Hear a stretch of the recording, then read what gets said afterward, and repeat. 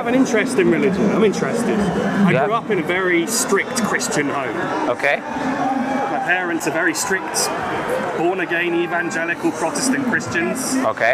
I kind of slipped away from that. Okay. I don't know what I believe anymore. All right. I've read a lot and watched a lot about Islam and Christianity and other religions too. Sure. Because I'm just seeking. Sure. You know, seeking whatever truth may be. Sure. Okay. And I've spoken to a lot of Muslims in the last year or two, really. Okay. A work colleague who's a Muslim from Pakistan Okay. introduced me a bit to Islam. And then where are you right now? Where is the conclusion? I just don't know how I can know any of it's true, you know? Not just Islam specifically. Okay. Any particular religion. Okay. You could call me like a All right. So first, kind of agnostic. yeah. First, you accept God's existence first before we talk about religion. I think that there might well be a God. I could never. That's a very interesting way to put it. I think that there might well be. So I think that I would lean more towards there is than there isn't. Sure. But I feel like it's not possible for me to make a claim of certainty. Why not? God definitely exists. why not? Because I don't know. I've never seen him. You don't need to see? Do you need to see something to know for a fact that it exists? Depends what it is.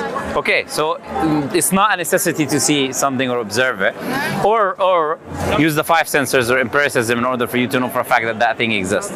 Now, the very basic thing, the creation of God, what He brought into existence is an absolute evidence that He exists. This universe, can you have something from nothing? No. Can you have a universe like this without a creator?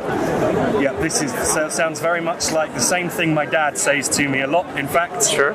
He's very much doesn't believe in evolution, anything like that. Sure. You know, God created the world. That's it. There's no argument about that. He would say. But evolution is not related to that anyways, because evolution is only to do with the development of species. It is. It only talks about us as He human uses beings the general and umbrella term evolution to also include things like the Big Bang, something coming from nothing. That's how he uses the term anyway. Yeah. I understand evolution is biological evolution. Yes. We're talking about. Yes. So we're talking now about the existence of the universe. So I'm asking you that question. Can the universe come without a creator that brings the universe into existence? Can something come from nothing? I don't know that something can come from nothing, but I don't know if that's necessarily You don't know? the right question. If I say to you 0 plus 0 plus 0 equals what? 0. Why? It's always going to be 0. Because it's nothing. Yeah. So you cannot have something from nothing, because nothing will always be nothing if it was ever nothing. So if there was no universe, there was no agency, no creator, we would not exist. It will always remain to be nothing. The philosophers would say that nothing can't even exist because it means the absence of something. Something has to exist for nothing to have any meaning. So Not necessarily, just the opposite of it. But we're saying right now, we see something, so we understand what the concept of nothing means. So we can ask that question: can you have something from nothing, from absolute nothingness? And the answer would be no. If there was ever absolute nothingness, there will always be absolute nothingness, which means that there was always something, and that something is not the universe, because the universe has a starting point. Which means whatever brought the universe into existence is that which we refer to as the eternal thing. And if you bring a universe to existence and you're eternal, then what is that? What do we call that? If something brings the universe into existence and is eternal, what do we call that? Well, I know you're going to call it God. Or No, I'm asking you, what do you call that? a higher power, maybe. Okay, sure. That higher power has the attributes of creating a universe, which means it requires power we cannot even comprehend, knowledge we cannot even comprehend, or we cannot create the universe and the systems that we have. And that's what people call God. You want to call it a higher power, God, whatever term you want to use, it's all referring to the same entity. So I'm saying it's a fact that there is a creator. It's not maybe yes, maybe no, because nothing will ever exist. It will always be absolute nothingness, and we will have no universe if there was no creator.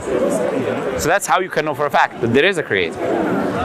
So once you know there is a creator, now we'll move into religion. Now when you say, how can I know whether anything is absolutely true or which religion is absolutely true, there should be evidences that that religion is absolutely true. And I don't think it's very difficult. I think it's very easy.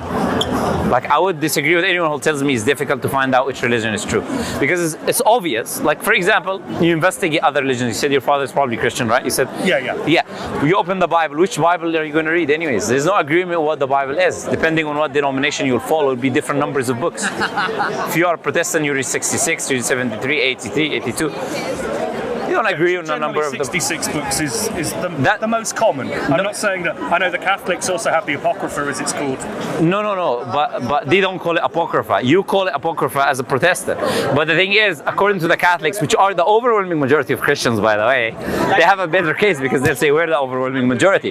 Protestantism started what? 1611. You had the Martin Luther's movement. It's a very recent. It's a recent movement. 1500s Martin. Yeah, 1611. Sorry, I'm referring to the King James. Bible, yes, yeah. the King James writing. So you have in the 1500s Martin Luther, and then you have the King James Bible, which most of Protestants read today. So it's a very late movement. And the Catholics and the Orthodox will say all the creeds are come from us anyways. You believe in Trinity, that comes from us, doesn't come from the Bible. So they have a better case, I would say, stronger case if you want to use that term. So okay, they have different numbers of books, and then you go to the Catholics, they have also different number of books. And each one will say this is Apocrypha. Apocrypha is a term, by the way, that have been changed recently, because before it meant something hidden. That's how we used in the Greek, that's the meaning. But then later they started saying, oh, Apocrypha actually means non-canonical. Who decided the canon? Oh, it was Athanasius. Who gave him the authority to decide the canon of the New Testament? Why? And why would it be 27, as I said? Why would it be 66, not 73? Not? Why? So you cannot even determine that. First, there is no originals. They have no originals of the Bible. No original manuscripts. They only have copies of copies like 400 years later. You have contradictions in the book, in the scripture, that contradicts the real world and it contradicts itself, the scripture itself. I'm going to say, you don't need to convince you that Christianity is wrong. Christianity might well not be true. Yeah. This is a conclusion I've come to Sure. Excellent. So what else do you have under the, other than Islam? Give me an example. Hinduism? No, I don't believe. Exactly. Okay. Elephant-headed gods. I'm sorry. Sure. I'm not quite there with that. All right. I agree with you. So we don't even need to discuss that. I completely agree. And when it comes to Judaism is not a religion that is evangelizing, if you know, use that term anyways. No, it's very difficult to convert to Judaism. Yes, and it has the same problem as Christianity when it comes to the idea of contradicting reality. If you want to read Genesis and read what it says there about creation and stuff like that, or you want to look at the fact that there is no earlier manuscripts as well. It's way worse than Christianity actually. Over 2,000 years separate from Moses, the Dead Sea Scrolls, the earliest written. Jews don't even accept that. They rely on the oral tradition. They have nothing anywhere remotely near Moses. Cannot prove anything that this is what Moses said. And it ascribes all of these deficiencies to God. That God rests, regrets, forgets, and all of this stuff. So Judaism is also not there. Give me an example of what, because you're saying you're struggling to find out what is the truth. So I'm just showing you how easy it is actually to determine what is the truth. Give me another candidate that can be anywhere near Islam, a religion that, yes. Sorry. Yeah, a religion, I'll finish the sentence. A religion that has preserved scripture, no contradictions, errors, or mistakes, has evidences, divine evidences of its origin, and has been preserved in the teaching and in the living from the time of the Prophet until today. Give me another example like this. What I was about to say is, yes. Even if you can disprove every religion in the world except one. Sure, except Islam. For example. Or, yes. Say you're disproving every religion in the world. Sure. Okay. Sure. And then we get to Islam, you haven't disproved it or proved it at this point. Sure.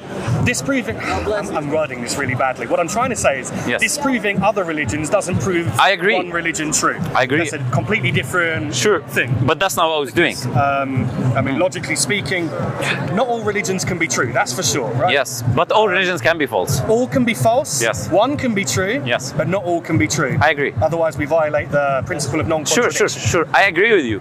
But what I was saying is not to prove that Islam is true. Is to kind of respond to the statement you made about the problem in finding out which one is true.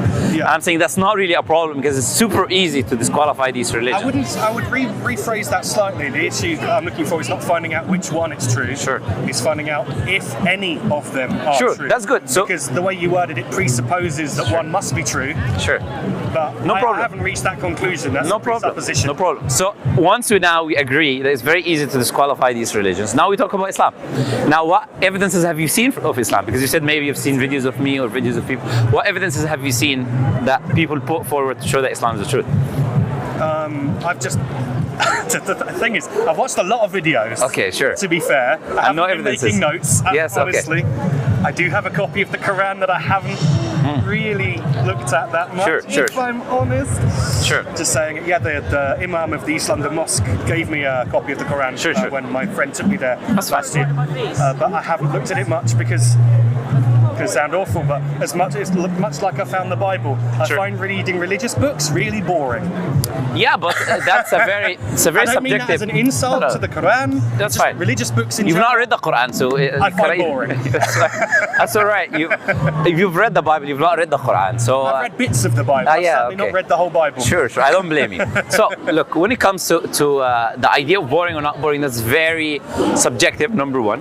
Number two, the purpose behind the religious scripture is not to entertain you. So it's not a novel where you're supposed to read I know. it to, what's going to happen next? Yeah. I know This it's is not that. the Quran is guidance for you to guide you through the steps of this life. What's going to happen right now? What's going to happen after you die? These specific things. That's the purpose behind the Quran, not entertainment, right? So the Quran. I was asking the question about evidences for why Islam is the truth. Have you come across? Do you remember anything, like evidences that people put forward that Islam is the truth? But what would be convincing to you is the Who's question. that guy I spoke to at Speaker's Corner ages ago? What was his name? Hamza. He was a convert. Anyways, yeah. But anyway, yeah. Yes. And he was talking about Muhammad, whether you take him at his word, whether he was a madman, whether he made it up, or whether he... And then what was your an argument conclusion? I've heard for Jesus from a guy called C.S. Lewis, whether he was a madman, a liar, or was who he said he was. Sure, okay. I've heard, and he used a very similar argument with Muhammad at the time. Well, we accept Jesus as well, so... Oh, I know, Isa. Yeah. You can't be a Muslim if you don't believe in Jesus. Yes, You have to believe in all the prophets. Yes. I understand that. So we believe he was who he said he was, and he said he was a prophet. He never said he was God. I So. know. This is where there's a difference in what Christians and Muslims. So that's the only evidences you've been said, or what Sure, you sure. know, I get that. That's the only evidences you've been That provided. was one that I remember. Okay. So how did that go, by the way? How was that conversation? It was an interesting conversation. I think it ended up on YouTube, actually. Okay, and what was the It's on conclusion? TV somewhere. Sure. It didn't really reach a conclusion. All right, it didn't reach a conclusion. So you were not convinced, is what you're saying? A group of people started heckling at the time. Oh, okay, all right. And, all right, that sounds okay. And this is Speaker's Corner. Exactly. Yeah, Yeah, you that's know it, you know it. Anyways, okay, so let's rewind that then. So what would be Prophet Muhammad made a claim, of course, right? The claim was that he was a messenger of God, the angel Gabriel came to him in the cave and all of that. Now you have possibilities. What would be any other alternative possibility to the fact that he was, other than the fact that he was a messenger of God, that can be possible logically? I was about to say, but if I think back, that cult, as most Christians call it, a cult, Mormonism. They Okay. had their leader, Joseph Smith, Sure. who claimed an angel of God came to visit him. Sure. Gave him a message. Sure. That none of the churches have got it right, Sure, and then sure. he came up with the Book of Mormon, Sure. or whatever it is, which, But he was lying. well, I believe he was lying. No. I'm not saying now about belief. I'm talking about facts, because he made certain prophecies of the future. Some of them, like America is going to end in this specific year. Yeah. And that shows that he was lying. So from the options that we have, we can already disqualify him because we have evidence that he lied.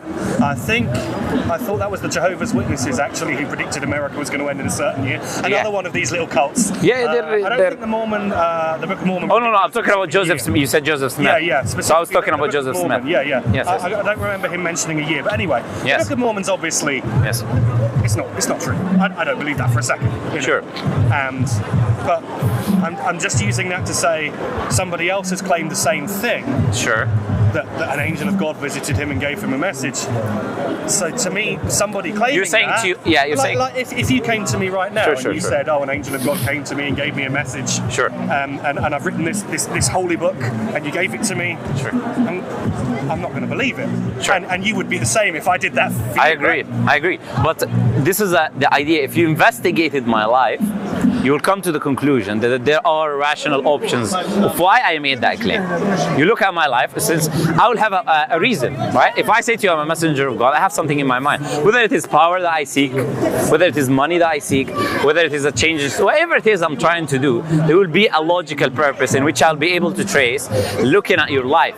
And that is the argument that we make. If you look at the life of Prophet Muhammad, you'll see all of these other alternative options. None of them can be valid. None of them can work. You cannot be seeking money. money because he refused money and he refused power.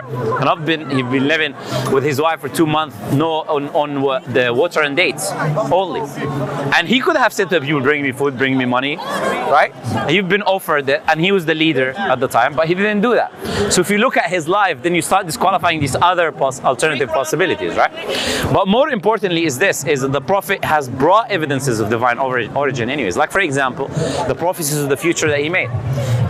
Can me and you know the future? Can any human being know the future? No, I wish, otherwise I'd be a lottery winner. Yeah, I agree with you. Yeah, you go in, bring all the money and come out, right? So Prophet Muhammad made tens of prophecies about the future. All of them actualized the exact specific way that he said. I'll give you a few examples. For example, Prophet Muhammad said, the Bedouin Arabs, you'll see the barefoot Bedouin Arabs, I'm not sure if you heard this before or not, you will see the barefoot Bedouin Arabs competing in building the tallest buildings. Where's the tallest building in the world today? Isn't it the Burj Khalifa, I believe? Burj Khalifa, in Dubai. In Dubai, yeah. Yes, and you have exactly what the Prophet said. You have these barefoot because they were barefoot 50 years ago. There was a complete desert. Do you know what changed? There was nothing there. Yes. Do you know what changed? Well, money in their case. Where did the money come from? Oil. Oil, exactly. The Prophet said the earth will puke its treasures, and he said money will become abundant within you, referring to the Arabs. So he didn't only say that they would be constructing and building tall buildings. They were not known of building tall buildings. He did not have this idea anyways in their mind. Only when the money came, the money became abundant with them, then they start competing with each other and building tall buildings. Exactly how the Prophet said. And he said that 1,400 years ago. Prophet said you'll see the deserts of Arabia becoming green again. And you open NASA, they show you the greenery of deserts of Arabia, how it was yellow and became green from 1800s until today. So I only flew over the Arabian Peninsula not too long ago. It didn't look very green. Let me show you a picture of what I'm referring to. It is becoming green. I flew through Jeddah, and I was just looking. I was like, this is a desert.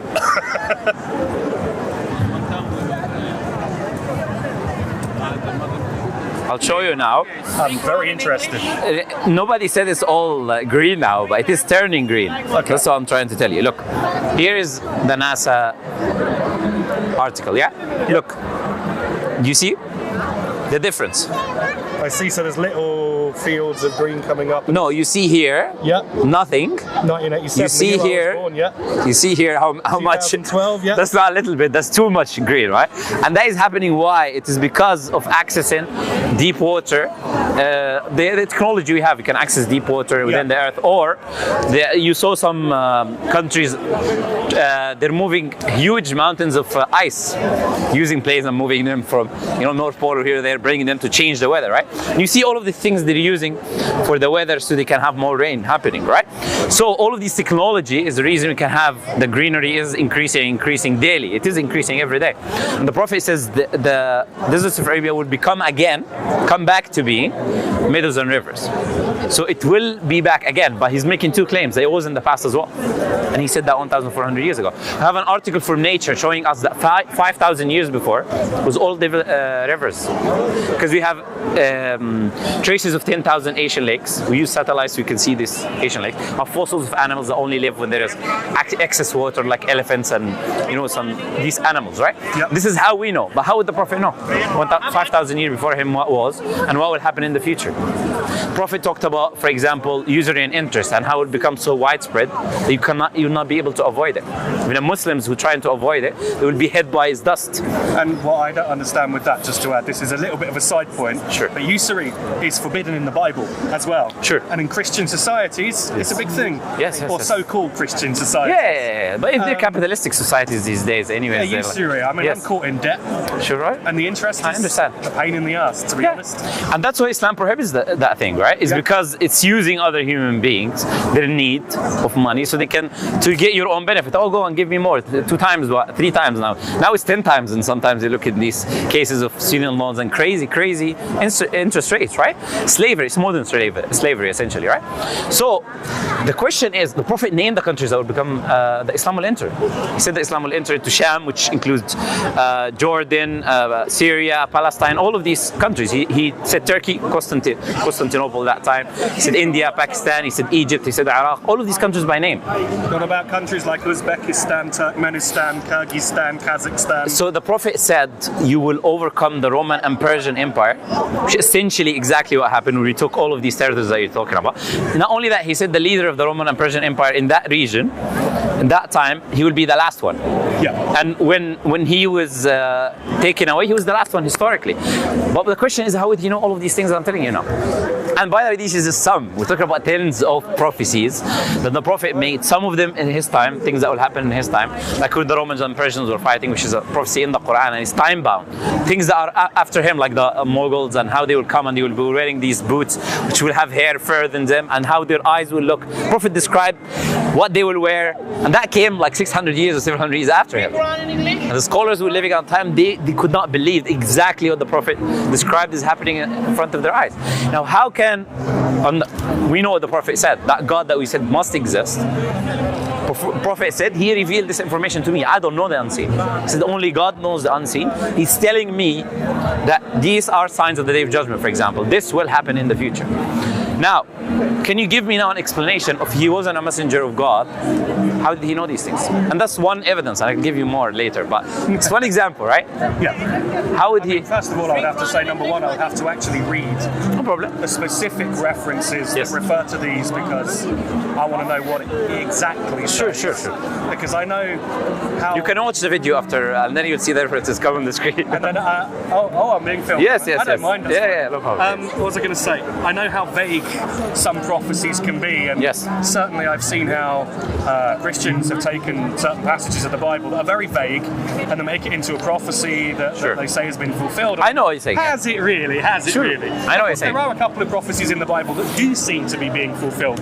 Like in the last days, there will be an explosion of knowledge.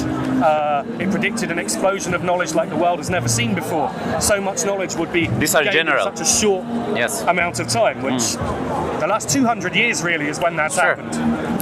It's amazing how much knowledge we've gained. Now, again, I'm not arguing for the Bible here. I'm just pointing out that there are some prophecies in the Bible that appear to have come true.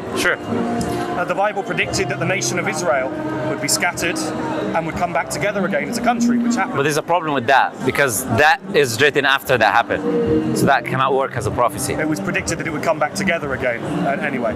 Yeah, so it cannot be used as a prophecy to say that it will be scattered, because what the writings that we have are carbon dated after these events took place. Now that's the problem with most, if not the overwhelming majority of what Christians claim that there is prophecies in their books, right?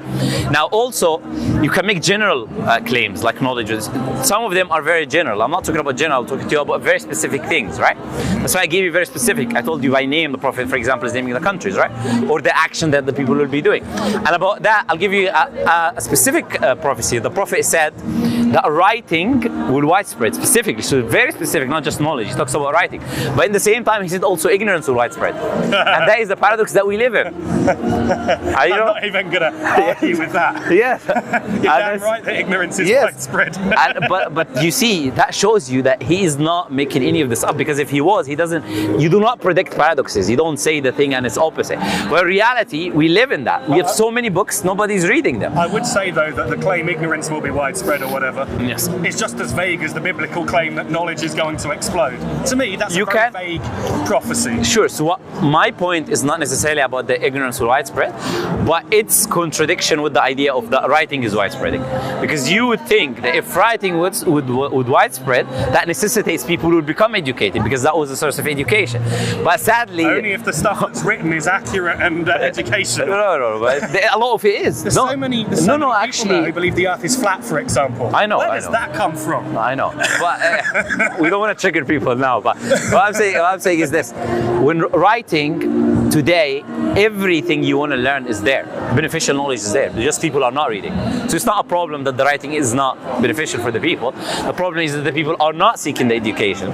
And that's why they're watching TikTok videos that are less than 1 minute, right? That's why TikTok has become so popular, because they cannot watch more than a minute, right? Some of us are different, but... Yes, I know.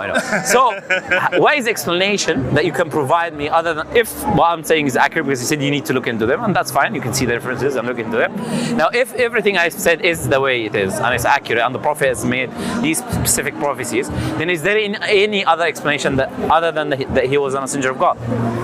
What I would say is that if there is, and this is the thing, I don't know, and a lot more research needs to be done. I couldn't say yes or no. No, I said if we agree that these things are accurate. A prophet would be every single prophecy must come true. Sure, that there is not a single false prophecy that Prophet made. So agreeing that this is the case, then you would accept that he's a prophet of God? Not necessarily. Why? Because you just said the measurement of a prophet. First of all, I need to research. No, I said that if it was true. I won't be backed into a corner to say, oh yes, I will agree. I'm asking you, if you've done the research on your own, I'm not going to be with you when you do the research. Of course, yeah. I'm saying if you've done the research on your own, and you saw that what I was telling you is accurate, then would you accept the Prophet as a messenger of God? So it's not about backing you into a corner. When you do it, you'll be on your own. Like, can go right up. Potentially. Okay, but why potentially and not yes, if you're a truth seeker as you defined yourself at the beginning of this question? I never like to give a definitive answer on anything. Okay, that's fine. So I'll let you there. It's up to you. In philosophy. Yes, okay, that's fine. So I'm all about, all right. You know, I know what you're saying. Both sides. That's coming fine. Down. That's fine. No, this is a critique I have of Western philosophy. I've said it many times, specifically about this idea of hyper-skepticism that gives people, rather than give them answers, it gives them questions. Yep. And it makes them ask a lot more than it does give them any answers. I mean, in philosophy, you can descend into this radical skepticism where you don't believe anything exists. Yeah, I know. I know. I was just talking with another person who was saying that not too long ago, like yesterday or the day before. That was where the famous philosopher Descartes came up with. I know. You can establish I think therefore I am. I know. I'm very familiar. One thing I did like in philosophy, well, I noticed you were using earlier, was actually a form of Islamic philosophical argument, the Kalam cosmological argument. I wasn't using the Kalam. It was similar. Basically, everything that begins to exist has a cause. That's not what I said. That's why. I know. But I was not using that. Has a cause. I know. I was not using the Kalam cosmological argument, which was popularized by a Christian. Actually, who stole it from us. Yeah, who stole it from us, right? But I know I was not using that. I was using a Quranic statement.